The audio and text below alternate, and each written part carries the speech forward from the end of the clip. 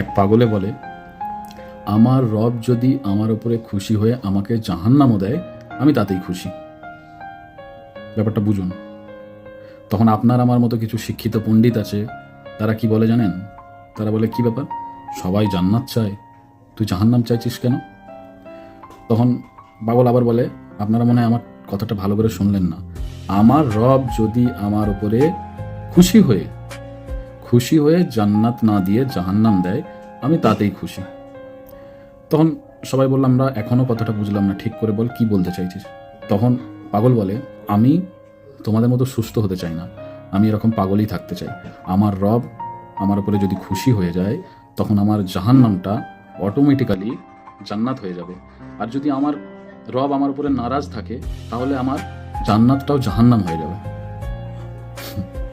সেহেতু আমাদের রবের রহমতের আশায় থাকতে হবে, রবকে নারাজ করলে হবে না। রব যদি খুশি হয়ে আমাদেরকে জাহান্নামও দেয়, হাসি মুখে নিয়ে নিতে হবে।